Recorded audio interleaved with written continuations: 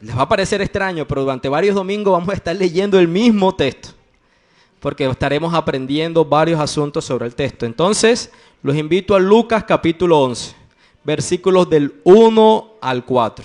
Mientras vamos a hacer la lectura, les recuerdo que estoy leyendo este texto desde la versión Biblia de las Américas. El domingo pasado les comenté por qué. Los invito a ponerse sobre sus pies. Lucas 11, versículos del 1 al 4.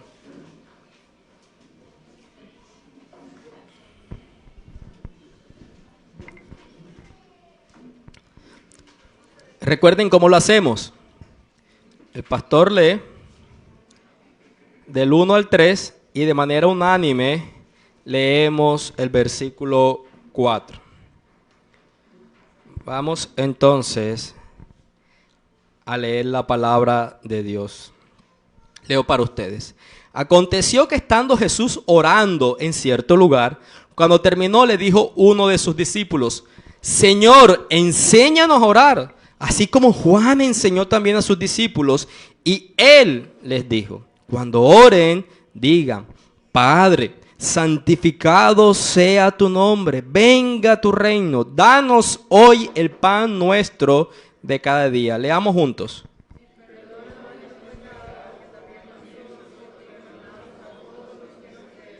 Y no nos metas en tentación. Amén. Vamos a orar. Padre Señor, bendito seas en tu infinita gracia, voluntad, misericordia para con nosotros. Estar aquí es evidente que tenemos vida física, que nos has dado aire en nuestros pulmones. Quizás algunos más débiles que el otro, Señor. Estar aquí quizás podemos estar físicamente, pero nuestro corazón y mente puede estar en otro lugar, debido a los afanes y las preocupaciones que cada uno de nosotros tiene, Dios. Pero al preguntarnos por qué estamos aquí, deberíamos considerar que tú eres el que nos ha llamado, que tienes el que nos ha traído, incluso el que nos ha dado los medios para poder llegar a este lugar. La siguiente pregunta sería, Dios, ¿por qué nos invitas? ¿Por qué nos convoca? ¿Por qué nos llama? Según este texto, nos presentamos delante de ti como hijos a un Padre. Y conforme aprendimos el domingo pasado, eso no es por méritos propios, sino por tus propios méritos. Te llamamos Padre por tu propia voluntad. Te llamamos Padre porque tú has tenido gracia con nosotros, Dios. Queremos orar porque esta oración tan conocida que el Señor usa aquí, el Señor Jesús, no se pierda en nuestra mente precisamente por el conocimiento que ya tenemos de ella. Queremos orar porque tu Espíritu Santo aplique todo tu poder en aquellos corazones que no te conocen para que traigas luz en los que están en tiniebla. De igual manera oramos para que tu Espíritu Santo aplique en aquellos que somos creyentes todo tu poder para transformarnos a la imagen de Cristo. Porque creemos que tú nos santificas con tu palabra, porque tu palabra es verdad, Señor. Todo esto sucederá si tú lo quieres y lo pedimos por amor a tu nombre. Separados de ti nada somos, Dios. Dependemos de ti. Bendito seas, Padre. Amén y amén. Pueden sentarse, querida iglesia. Les decía que durante algunos domingos estaremos leyendo el mismo texto. Mi oración ha sido que no se canse. Pero también les comentaba el domingo pasado que esta oración tan conocida, sabemos cómo la ya hemos llamado a lo largo de la historia, el Padre Nuestro, es más allá de un modelo de oración que se puede leer tal cual, se puede recitar tal cual, es un bosquejo, es un marco, es una idea de cómo deben lucir nuestra vida de oración según a la pregunta que a Jesús le hicieron: enséñanos a orar. ¿Tú quieres orar? Conforme a lo que yo oro, debes orar conforme a este modelo, conforme a esta idea. Y para poder apreciar ese modelo de oración, la idea es poder tomar cada petición aquí presente o cada frase relevante y poder ampliarla y conocerla. Eso quiere decir que de aquí, de este texto, saldrán 6 sermones si así el Señor lo permite.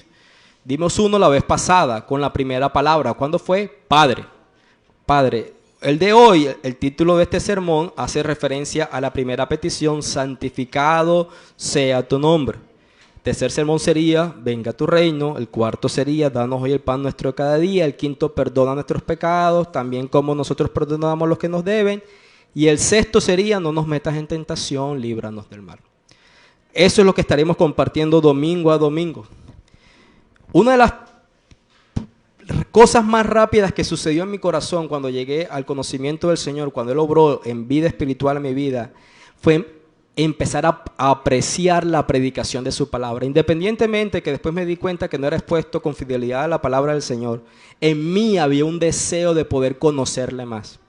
Mi deseo es que en vez de usted sentirse aburrido porque no siente que avanzamos en el texto, al escuchar este sermón y haber escuchado el pasado, usted diga qué va a pasar en el siguiente. ¿Qué va a pasar en el siguiente? Y si tenemos tanto deseo muchas veces, usando la misma palabra, de ver las continuidades en películas, ¿no? O en una serie. Oye, estoy esperanzado que salga el siguiente o la siguiente temporada. Ojalá así suceda con la palabra del Señor a medida que nos detallamos en este tipo de predicaciones, que sentimos que no avanzamos, pero que en realidad profundizamos en el conocimiento del Señor. Me gusta eso, avanzar en el Señor, muchas veces profundizar en Él más que avanzar en la longitud de un texto bíblico. Como ya saben, entonces, hoy vamos a hablar acerca de santificado sea tu nombre. Si tomamos una hoja de papel y un lapicero y vamos a la calle, y a cualquier tipo de persona promedio que nos encontremos en la calle, que sepa leer, que sepa escribir, obviamente, le decimos, toma esta hoja, escribe en ella, santificado sea tu nombre. Escribe esas 4 palabras. Y le preguntamos, ¿qué piensas al respecto sobre esa frase? ¿Qué tipo de respuesta consideraríamos que nos pudieran dar? Yo creo que la persona promedio puede decirnos, no creo absolutamente nada respecto a eso. Yo creo que esa es una frase que he escuchado y creo que se ha escuchado en el Padre Nuestro. Tenemos una fuerte influencia dentro del catolicismo romano en nuestras vidas. Y seguramente muchos dirán, oye, yo eso lo escuché en algún momento en la iglesia, lo escuché cuando voy, lo he visto en películas religiosas, sé que aparece ahí. Sin embargo, santificado sea tu nombre, está haciendo referencia no al mío, sino al de Dios. Eso no significa nada para mí. Ahora, ¿por qué esperaríamos ese tipo de respuesta? Porque obviamente sin un conocimiento íntimo de experimentar a Dios como Padre a través de la fe de su Hijo, nunca vamos a entender la absoluta necesidad de reverenciar su santo nombre. Aquel que no tenga a Dios como su Padre no le interesa reverenciar su nombre. Por eso, la expresión santificado sea tu nombre no tiene valor para aquellos que no tienen a Dios como su Padre. Entonces, conforme decíamos al sermón pasado, la pregunta crucial al ser expuesto a esta oración de Jesús o a este modelo de oración sería la pregunta que les hice varias veces el domingo pasado. Si Dios es mi Padre, ¿lo conozco de esta manera? Yo puedo decir, tú eres mi Padre Dios. Yo les decía la vez pasada, por mucho que quieran los niños pequeños, ellos no pueden venir a mí a decirme papá. Solamente 2 de todos los que están por aquí pueden venir a mí diciéndome papá. Porque son los míos. ¿Cómo podemos presentarnos delante de Dios diciéndole Padre cuando en realidad Él no ha sido nuestro Padre? Un texto para recordar algo de esto.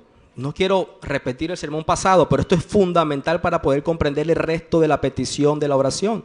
Romanos 8:15, aquí el apóstol Pablo está abordando el tema acerca de ser un hijo de Dios y él le dice a sus lectores, porque no recibisteis un espíritu que los vuelva a ser esclavos del temor, sino que recibisteis el espíritu de adopción, un espíritu de filiación por el cual clamamos Abba Padre.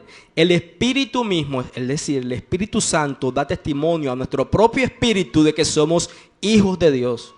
Eso es lo más importante y vital que el creyente tiene que conocer para una vida de oración conforme a lo que Jesús modela. Si no entendemos que tenemos una relación filial con Él, que somos sus hijos por adopción delante de Él, no vamos a poder desarrollar una vida de oración. Y aprendíamos en el sermón pasado que orar para Jesús, más allá de recitar con banalidad o con repeticiones vanas, era un hábito espiritual. Lo que la Biblia está diciendo, conforme al texto que leímos de Romanos, es que lo que no puede ser por naturaleza lo llegamos a hacer por gracia. ¿Qué? Ser hijos de Dios. Nadie es hijo de Dios sencillamente porque nació de papá y mamá. Podemos considerar a Dios como creador y es una realidad. Él es nuestro creador en última instancia. Cada vida humana depende de la obra de Dios en el vientre de una mujer.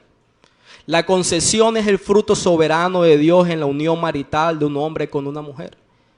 Pero por naturaleza no venimos a ser hijos de Dios. Somos hijos únicamente por su gracia. Y como resultado de ese milagroso actuar de Dios en el corazón del creyente en nuestras vidas, no solamente va a cambiar en nosotros un conjunto de circunstancias externas por otros, no vamos a dejar de ser meramente inmorales para ser personas morales, o vamos a cambiar una postura atea por una postura religiosa, sino que de hecho significa que luego de esa transacción divina que sucede en nosotros, con un significado eterno, tiene implicaciones espirituales y transforma vidas. El nuevo nacimiento, hermanos, tiene propósitos espirituales y transforma vidas. Como resultado de eso, el Espíritu de Dios Todopoderoso viene a morar en nosotros, en nuestras vidas, en nuestros corazones, viene a residir, viene a ser morada dentro de nosotros. ¿En quiénes? En aquellos que confían en Él. ¿Cuál es el resultado de que el Espíritu Santo cambió tu corazón? Ahora eres vivo para Él, estás muerto para el pecado y eso sucede porque Él viene a residir en tu corazón. ¿Cuál es el resultado de eso? Bueno, según el texto de Romanos, que si su Espíritu vive en ti, su Espíritu testifica a tu propio espíritu, a tu propia conciencia que somos hijos de Dios. Cuando tú estás cantando esta mañana, cuando leemos su palabra, cuando pensamos en estas cosas espirituales, tenemos una asombrosa convicción y una gran dimensión que nuestras vidas están siendo relatadas en las páginas de su palabra. Si la Biblia dice que somos santificados y formados a la imagen de Cristo, tú dices, eso tiene que ver conmigo. ¿Quién te lo garantiza? Su Espíritu hablando a tu conciencia. Su Espíritu hablando a tu conciencia. Esa salvación gloriosa es real en ti y efectiva porque su Espíritu trae ese convencimiento a tu corazón.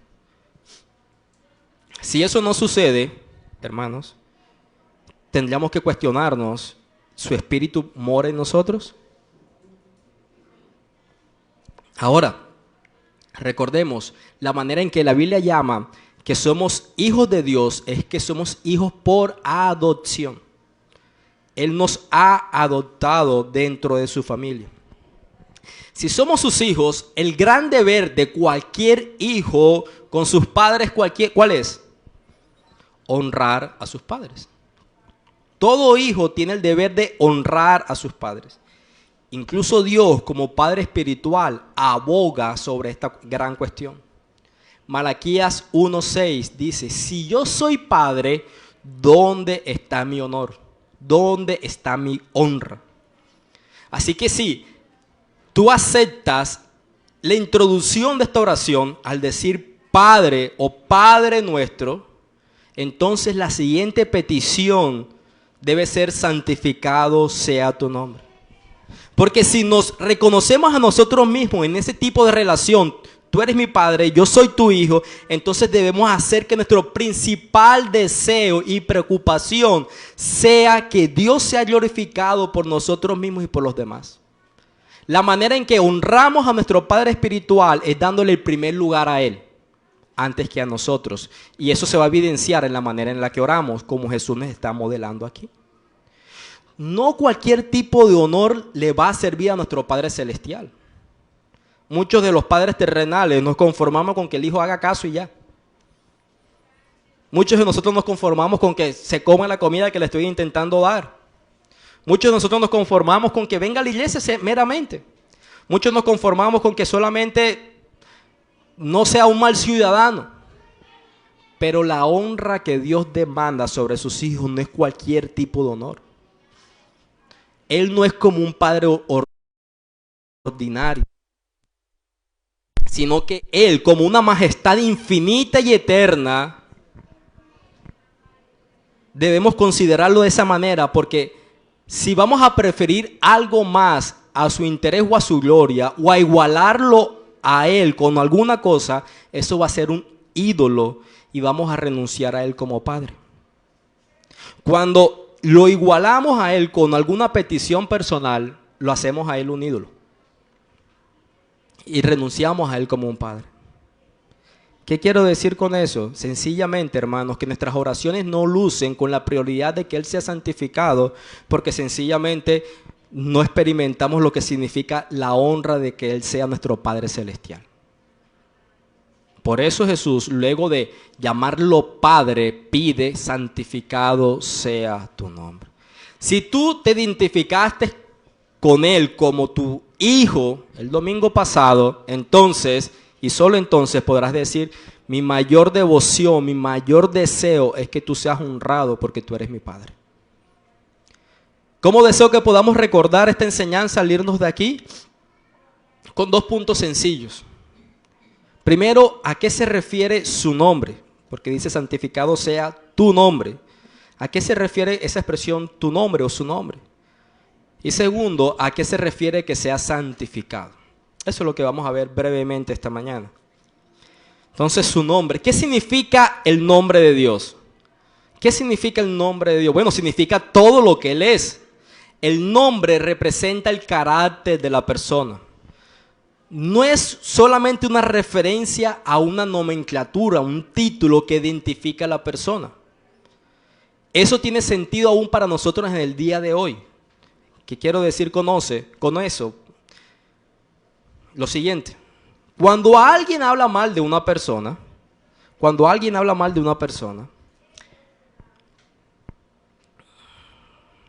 nosotros, al hablar mal de alguien, cuando alguien habla mal, que lo denigra, que lo acusa falsamente, que destruye la reputación de esa persona va a responder diciendo una frase: has arruinado mi nombre.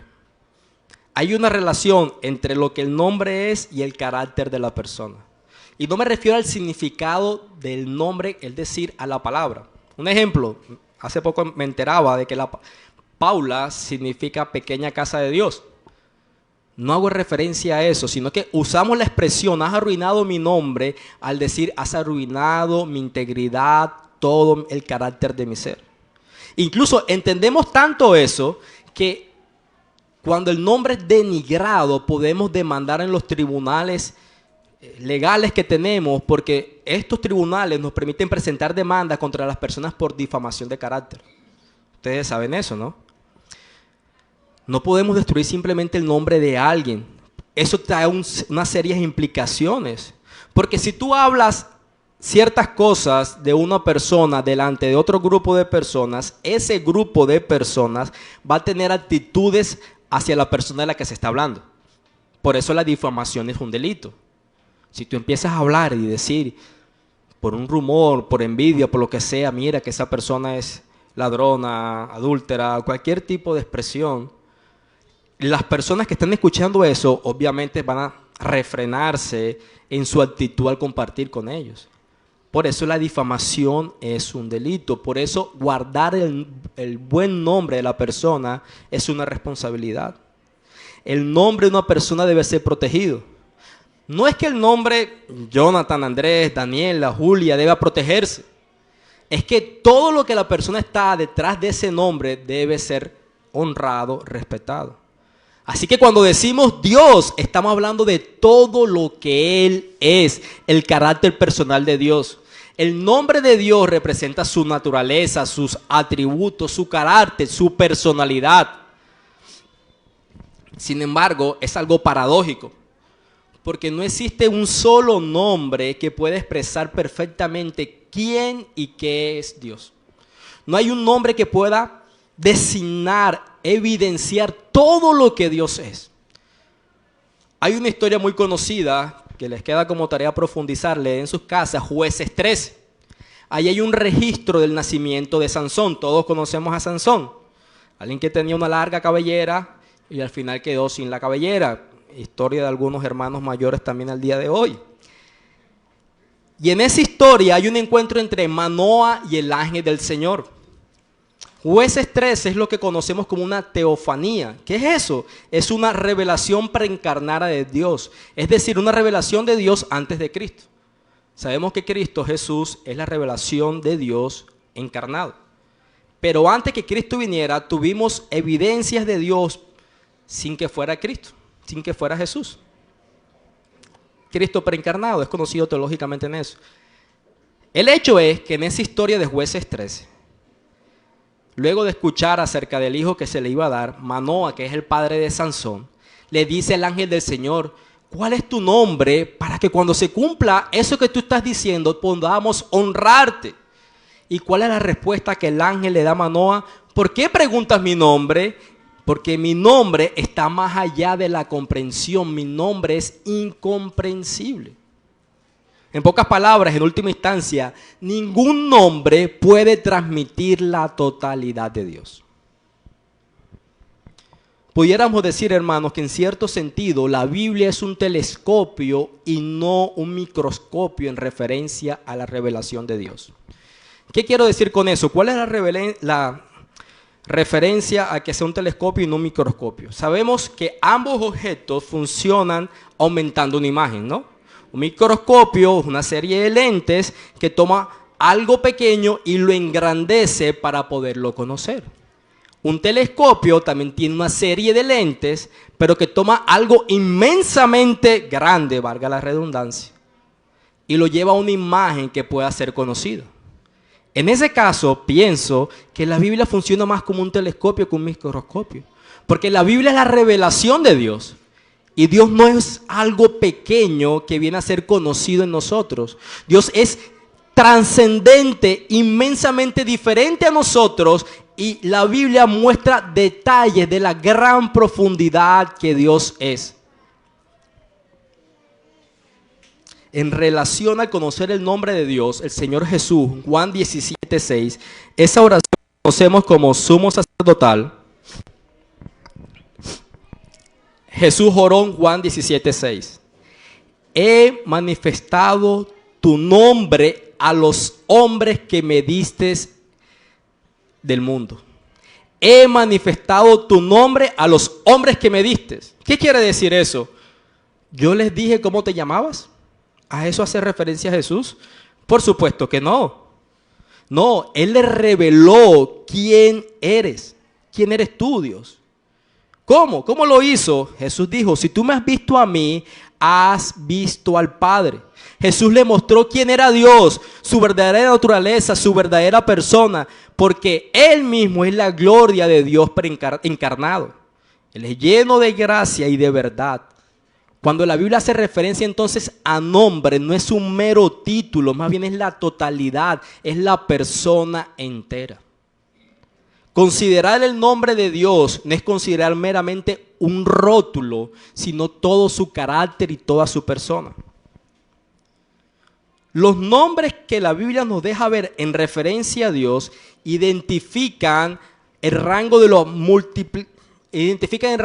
la gran, ¿cuál sería la palabra? Sería como cantidad de atributos gloriosos que Dios posee. Nosotros en español, generalmente cuando oramos usamos 3 palabras para referirnos al nombre de Dios. Decimos Dios. ¿Cuál es el otro nombre que usamos para referirnos en la oración? Señor y Padre. Si usted es más espiritual, como algunos lo llaman eterno. Generalmente decimos Padre, Señor o Dios. No tenemos suficientes palabras para ir más allá de esas cosas. Pero los hebreos sí. Ellos usaron varias palabras para referirse a Dios en descripción de su carácter. Por ejemplo, ellos podían decir Elohim, una palabra hebrea que lo reconoce como creador. Ellos podían decirle a Dios el Yon o Elión, que significa Dios el Altísimo. Génesis 14, bendito sea Abraham del Dios Altísimo, poseedor del cielo y la tierra. Ahí se están refiriendo no a Dios como creador, sino como soberano sobre todo el universo. Vamos a ver algunos ejemplos de algunos nombres en referencia a las Escrituras. Quiero que sepan que no todos los nombres en las Escrituras, en referencia a Dios, están resumidos en una palabra. Cuando a él se le indaga sobre su nombre, muchas veces describe su carácter. Ustedes recuerdan acerca de la natividad de Jesús profetizada en Isaías, el anuncio de quien había venido, príncipe de paz. ¿Qué más dice? ¿Se acuerdan los títulos? Admirable, consejero, príncipe de paz. Está describiendo cómo se va a llamar y está describiendo sus atributos. Entonces, en muchos textos no encontramos una sola palabra en referencia al nombre de Dios, sino la descripción de sus atributos. Por ejemplo, Dios le dijo a Moisés en Éxodo 3:14, cuando Moisés les dice, él lo envía a Egipto, preséntate delante de mi pueblo. Si tu pueblo me pregunta, ¿quién eres? ¿Quién me envió? Dile, yo soy el que soy. Di esto al pueblo de Israel, yo soy, me ha enviado a ustedes. Lo más fundamental que podemos decir acerca de Dios es que Él es. Lo más asombroso que a nuestra imaginación es que Dios nunca tuvo comienzo.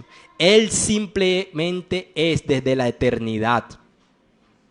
Nuevamente, Dios le dice a Moisés en Éxodo 33:19, cuando Moisés le pide que se le revele, Él le dice, mira, yo voy a pasar delante de ti, Éxodo 33:19, y voy a proclamar delante de ti mi nombre. Vas a ver mis espaldas mientras yo pronuncio mi nombre. ¿Y qué dice acerca de su nombre? Dice, seré misericordioso con quien tendré misericordia y seré compasivo de quien tendré compasión. El corazón del nombre de Dios está la realidad de su libertad soberana. Es lo que quiere decir esa expresión de su nombre. Él toma las decisiones sobre la base de su propia sabiduría infinita. Él es el único en todo el universo que se determina a sí mismo. Él no actúa como consecuencia de algo. Es decir, Él no es reactivo. Él no reacciona a las circunstancias. Él es soberano y actúa conforme a lo que Él mismo es. Ahí mismo cerquita, en Éxodo 34:6-7, cuando Dios descendió por segunda vez al monte Sinaí, lo primero que hizo fue declarar su nombre. Se escuchó la voz que decía, Jehová, Jehová, Dios misericordioso y clemente, tardo para la ira y grande en misericordia y fidelidad, que guarda misericordia por millares, perdonando la iniquidad, la transgresión y el pecado. Sí, hermanos, eso es en referencia a su propio nombre. Recuerden, Él no está usando una única palabra para describir su carácter. ¿Qué aprendemos de esa afirmación en el monte Sinaí? Que la existencia, la libertad y la omnipotencia de Dios están al servicio de su misericordia y su amor. Todo lo que Él es está al servicio de su misericordia y de su amor. Para salir del Antiguo Testamento podemos ir a Apocalipsis 21, versículo 6, la revelación a Juan. El apóstol dice lo siguiente, hecho está, yo soy el alfa y el omega, el principio y el fin. Todo ser humano, grande o pequeño, tuvo su principio en Dios. Pero lo más importante, hermanos, es que tendrá su fin en Dios. Yo les decía, la vida depende ¿de quién? De Dios. Pero la muerte también.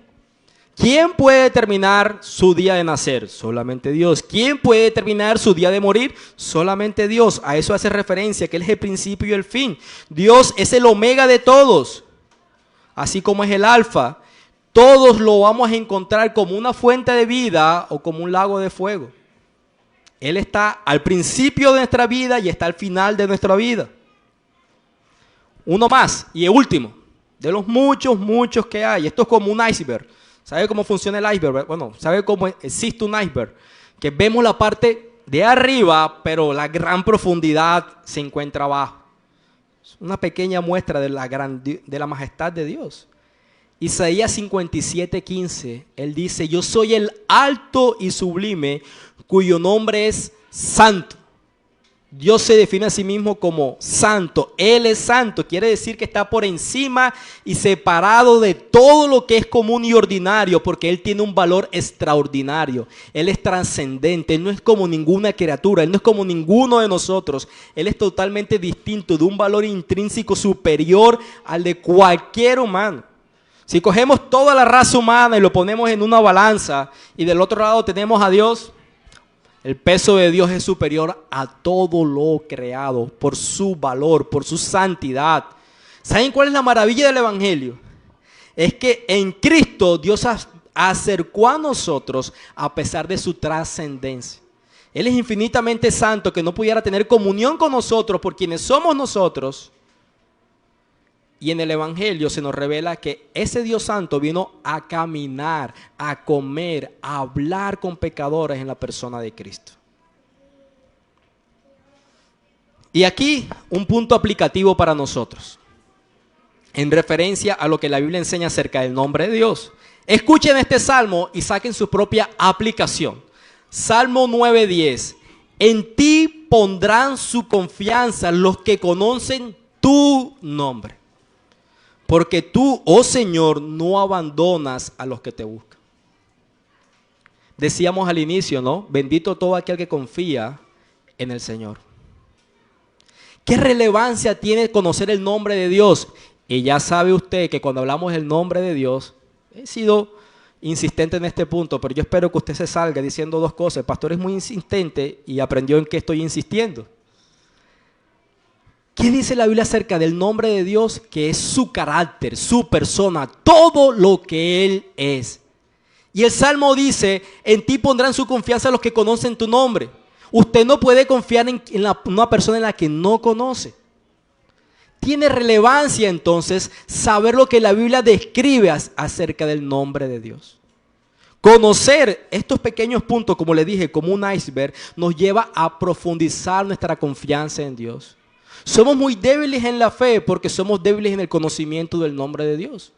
No vivimos una vida de plenitud y confianza en Dios porque no prestamos atención a la importancia que tiene conocer el nombre de Dios.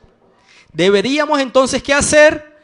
Estudiar más acerca de la revelación de Dios, de su propio carácter en las Escrituras. Aquí nuestro primer punto. ¿Qué hace referencia el texto de su nombre? Aprendimos entonces que el hablar acerca del nombre de Dios no es acerca de un rótulo, un título, sino la descripción de su carácter. Lo que estamos diciendo entonces, santificado sea tu nombre, santificado sea todo lo que tú eres. No solamente la palabra Jehová. Ahora, ¿cuál sería el segundo punto? ¿A qué hace referencia santificado sea? Lo primero, hermanos, es que quiero que ustedes noten que esto es una petición o una solicitud. No es una declaración o un indicativo, como muchas veces algunos de nosotros hemos pensado, o por lo menos yo pensé durante mucho tiempo. Cuando decimos santificado sea, parece que estuviéramos haciendo una afirmación, que tú seas santo. En realidad Jesús no está diciendo una afirmación, Él está haciendo una petición. Es una petición a Dios para que Él se encargue de que su propio nombre sea santificado. ¿Cómo luce eso? Recordemos el texto, por ejemplo, en Mateo 9:38, que es orar al Señor de la mies. ¿Por qué? Porque la cosecha es mucha y los obreros son, ¿qué? Pocos. Eso es como decirle al dueño de una finca, siendo usted su jornalero, su trabajador, en época de cosecha, usted que es el propietario, denos más obreros porque la cosecha está en su punto y necesitamos más ayuda para poder cumplir el objetivo que usted nos ha dado. ¿Qué va a hacer el dueño de la finca si él es el mayor interesado que esa cosecha sea recolectada? Responder a esa solicitud, ¿cierto? Lo mismo sucede aquí. Le estamos diciendo a Dios que Él santifique su nombre. Él, hermanos, está comprometido a que su nombre sea conocido. Él está comprometido a que su nombre sea glorificado. Él es la persona indicada para responder a esta petición. No habrá fallas o negativas a esa petición. Usted y yo siempre hemos sentido la frustración de que nuestras peticiones no sean respondidas. Usted quiere pedir algo que sea respondido, pida esto. Como el dueño de la finca que va a enviar obreros, Dios está comprometido a que su nombre sea santificado. Dice el pastor John Piper, la oración es la forma en que Dios alinea nuestras prioridades con las suyas. Dios quiere hacer grandes cosas como consecuencia de nuestras oraciones, cuando nuestras oraciones son la consecuencia de sus grandes propósitos. Dios quiere hacer grandes cosas como consecuencia de sus oraciones, pero cuando nuestras oraciones son el resultado de conocer sus propósitos. Usted quiere que Dios responda a sus peticiones, pidamos conforme a lo que Él desea responder. Y aquí Jesús nos está diciendo que quiere responder. ¿Cuál sería la pregunta lógica en este punto? ¿Qué significa la palabra santificar? ¿Qué le estamos pidiendo a Dios que haga cuando le estamos encargando que su nombre sea santificado? ¿A qué hace referencia a eso? La palabra griega que se utiliza ahí se puede pronunciar como agiazo. No agiaco, sino agiazo, con H y con Z. Y significa santificar. Jesús está diciendo que cuando oremos su nombre sea santificado. La palabra santificar en las Escrituras tiene dos usos. Uno, significa que algo se ha hecho santo, o dos, que algo se ha tratado como santo. Cuando la Biblia habla de santificar, está hablando de que algo se ha hecho santo o que algo se ha tratado como santos. Por ejemplo, en el caso del pecador, es hecho santo para Dios. Por eso la Biblia nos declara santos. Es una posición moral delante de Dios para tener la relación adecuada con Él. Éramos impuros y Él nos hace santos cuando su Espíritu Santo viene a vivir en nosotros. Pero en relación a Dios, no estamos pidiendo que Él se haga santo, sino que Él sea tratado como santo. Cuando pedimos que Él sea santificado, significa que pueda ser tratado como santo. Entonces, Jesús nos está enseñando a orar para que Dios haga que su nombre sea tratado como santo. ¿Cuál sería la siguiente pregunta? ¿Qué significa tratar a Dios como santo? ¿Qué le estamos pidiendo realmente a Dios cuando oramos que haga que su nombre sea tratado como santo? ¿Qué significa pedirle a Dios, Señor, que tú seas reconocido como santo, que tú seas tratado como santo? Para responder a esta pregunta, doy mérito a quien merece mérito. Usé una porción de una enseñanza del pastor John Piper. Lo que él hace es tomar varios textos donde se utiliza la palabra santificar en relación a Dios con tratarlo como santo. Vamos a ver unos versículos en la Escritura, cómo se utiliza esa palabra de tratar a Dios como santo, para que podamos entender qué está enseñándonos Jesús en medio de esta petición. Números 20:12. ¿Qué se relata en ese capítulo Números 20:12? Está el peregrinaje de Israel por el desierto. Hubo una época que no tuvieron agua. Ya Dios había respondido a esa petición cuando Moisés había golpeado la roca. En este punto, Dios le dice a Moisés, no la golpees, sino que habla a la roca. Pero Moisés, que es impulsivo, Moisés, que es desconfiado, habla precipitadamente y en vez de hablar a la roca, golpea a la roca 2 veces con su vara. La orden era, háblale. ¿Y qué hizo Moisés? La volvió a golpear. ¿Por qué? Porque la primera vez le funcionó golpeándole, le iba, según él, a la fija, sin importarle que estaba poniendo en tela de juicio la palabra de Dios. Y en medio de esa escena, aquí viene la palabra punzante de Dios a Moisés. Dice el versículo que les mencionaba, por cuanto no creíste en mí para santificarme a los ojos del pueblo de Israel, por tanto no vas a traer a esta congregación a la tierra que le es dado. Ahí está la palabra, para santificarme, hacer a Dios santo. Miren las palabras previas, no creíste en mí para santificarme. Estas palabras nos dan respuesta a la pregunta, ¿qué significa santificar el nombre de Dios? ¿Qué significa santificar el nombre de Dios según ese versículo? Creerle a Dios. La primera forma en que vamos a tratar a Dios como santo es confiar en lo que Él dice. En lugar de una confianza pacífica en el poder de Dios para responder a una mera palabra, Moisés fue impulsivo y rápido en actuar. Dios no es santificado cuando tenemos un espíritu Dios no es santificado cuando no tenemos un espíritu de firme confianza y paz en Él. Con relación al apóstol Juan, decía en 1 de Juan capítulo 5, versículo 10, el que no cree a Dios le ha hecho mentiroso. El que no cree a Dios le ha hecho mentiroso. Cuando tú haces mentiroso a alguien, estás profanando el nombre de esa persona, ¿no?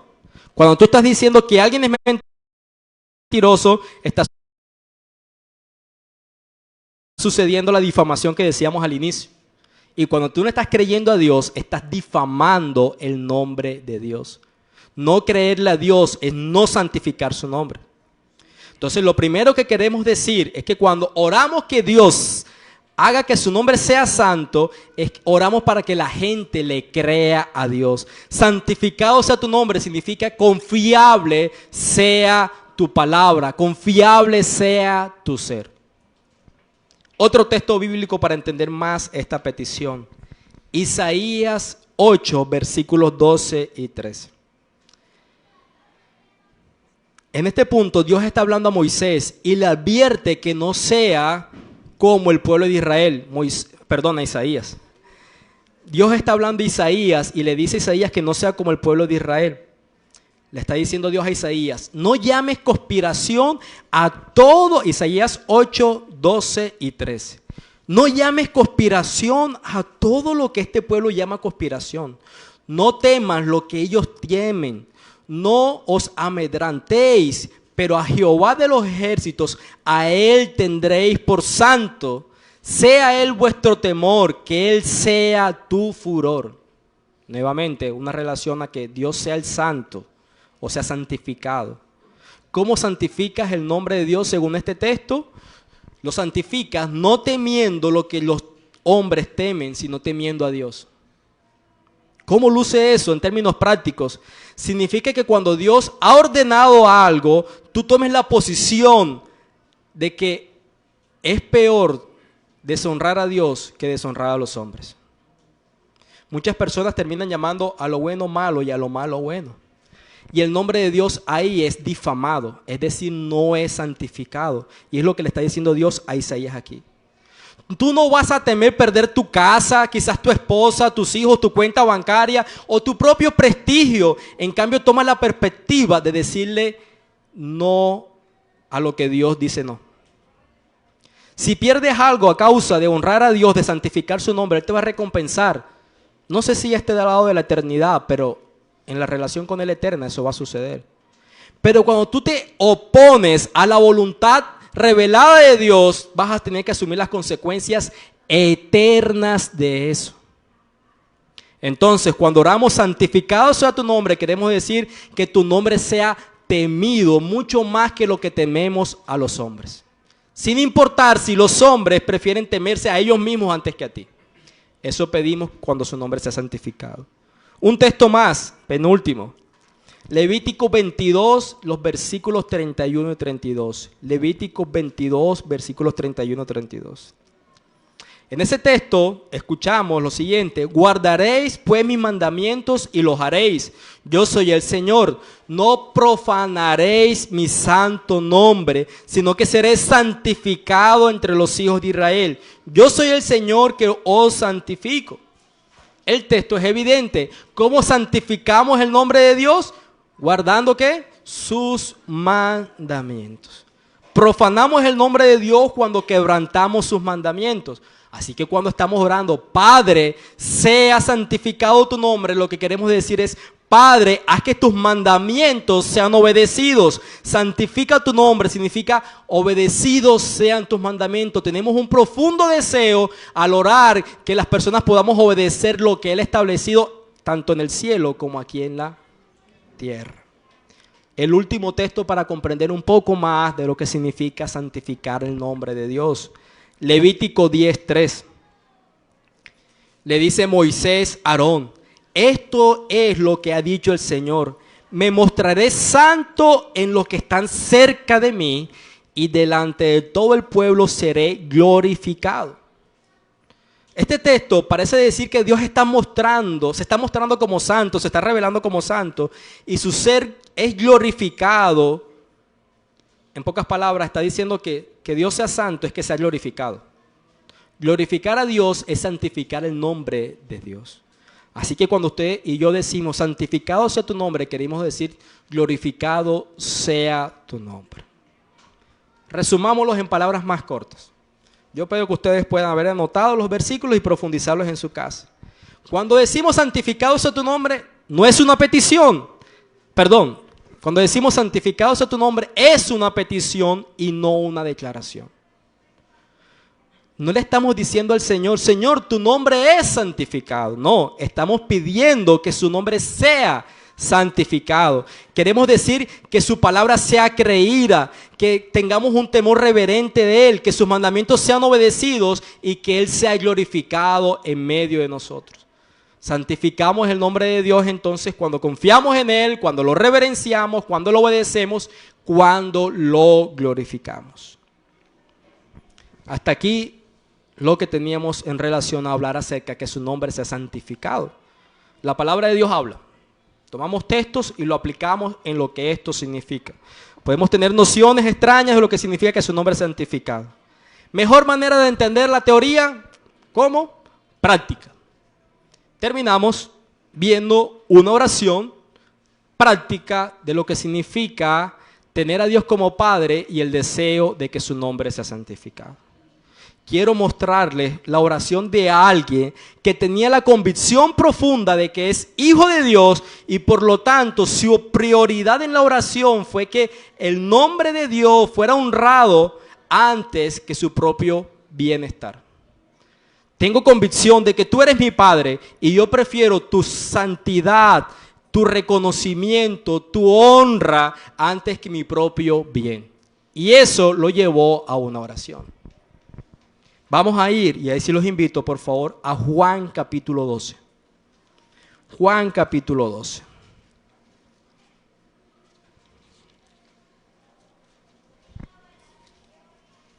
Hermanos, realmente piensen en eso.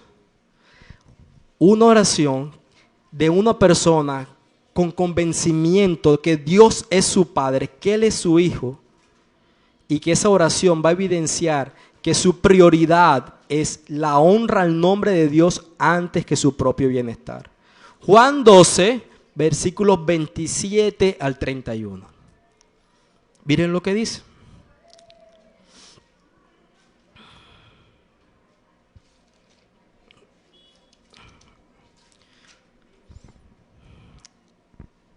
Ahora mi alma se ha angustiado. Aquí está hablando Jesús. Y Jesús dice, estoy angustiado, estoy tribulado, se acerca mi muerte. ¿Qué voy a orar? Padre, sálvame de esta hora. Pero esto he llegado a esta hora. Padre, y esa es su oración, glorifica tu nombre. Entonces vino una voz del cielo y lo he glorificado y de nuevo lo glorificaré. El compromiso de Dios con santificar su nombre. Por eso la multitud que estaba allí y oyó la voz decía que había sido un trueno. Otros decían, un ángel le ha hablado. Jesús les dijo, esta voz no ha venido por causa mía, sino por causa de ustedes. Ya está aquí el juicio de este mundo. Ahora el príncipe de este mundo será echado fuera. ¿Qué sucede cuando tu alma está angustiada? ¿Qué sucede cuando tu alma está tribulada? Piensa en esto. Eres una persona que tiene complejidad en su relación matrimonial con su pareja. Eres una persona, una dama, una mujer que tiene hijos y parece que su vida se está desgastando en unos niños que hacen todo menos lo que tú le dices. Eres una persona que le están sobrando muchos días a tu salario. Lo que se llama básico en el sustento ya no lo tienes. Eres una persona que eres perseguido por guardar el nombre de Dios en el lugar donde te encuentras. Quizás eres el único creyente en tu casa y parecería más fácil la vida si negaras tu fe y te amoldearas a lo que tus familiares dicen. Eres una persona que padece debilidad física a lo largo de muchos años, durante mucho tiempo. Eres una persona que vive en ahogo, sufrimiento, dolor, en tribulación constante. Y a la pregunta, ¿qué vas a decir? ¿Qué vas a orar? Jesús dice, voy a orar, sálvame de esta hora. ¿Es esa tu oración? Él dice, no. Yo sé que tú eres mi Padre. Y esta oportunidad de mi sufrimiento y mi tribulación es para que tu nombre sea glorificado, es para que tu nombre sea santificado. ¿Cómo luce tus oraciones a la luz del conocimiento de que Él es tu Padre y la honra de que Él demanda al ser tu Padre? ¿Cómo oras? Esa es la gran oportunidad para que en medio de este escenario que les acabo de plantear, las personas puedan ver la trascendencia del ser de Dios. Él es Shalom, Él es el Dios de paz. ¿Cómo puedes vivir en paz en medio de lo que vives? Porque el Dios de paz reside en mi corazón. ¿Cómo puedes seguir confiando en Él? A pesar de que la facilidad sería de que no confiara, porque el mundo te está rechazando al confiar en su nombre.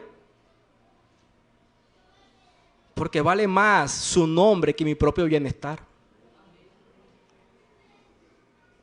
Queremos ser una iglesia que tenga un impacto allá afuera y que las personas quieran conocerle a Él. Ora para que su nombre sea santificado en tu vida en medio de la manera que vives lo que tu alma te atribula. Cuando tú y yo decidimos orar, ya no por nuestro propio bienestar, sino en primer lugar por su nombre, al igual que el dueño de la finca que va a enviar obreros por la necesidad que hay en ese momento, ¿sabe qué va a suceder? Él va a santificar su nombre en medio de nosotros. Y las personas afuera van a decir, ahí está Dios en medio de esas personas. Pero con lo que ponemos en primer lugar es nuestro propio bienestar, nuestros propios deseos. Las personas van a hablar bien de nosotros, pero no tendrán en cuenta a Dios. Y eso, hermanos, sería el título más doloroso para una iglesia. Vamos entonces a orar. Un ejemplo práctico para que Él glorifique su nombre en medio de todas las cosas. Padre Señor, yo creo que en este punto pronunciar la palabra Padre debería hacernos temblar de temor y de reverencia. Porque muchas veces somos tan ligeros de usar esa palabra que no vemos todas las implicaciones que esto tiene. Si algo hemos podido ver, que si somos convictos, si tenemos convicción de que tú eres nuestro Padre, entonces eso debe lucir en la manera en la que oramos. Santificado sea tu nombre, Dios. Santificado sea tu nombre en medio de este pueblo que se llama su palabra es verdad. Tú conoces las situaciones de cada uno de nosotros y es el escenario perfecto que tú has preparado para que nuestros propósitos de oración sean conforme a tus propósitos eternos. ¿Cuál es? Que tu nombre sea honrado, que tu palabra sea creída, que tu nombre sea reverenciado, que tú seas glorificado. Permítenos, Dios, reunirnos como un solo pueblo y a una sola voz y clamemos siempre en medio de cada circunstancia. Glorifícate, Dios. Sea santificado tu nombre en esta circunstancia. Nuestra petición en esta mañana, mi petición como pastor de esta iglesia local, Dios, es que tú sigas trayendo la gloria de tu nombre en medio de cada uno de nosotros.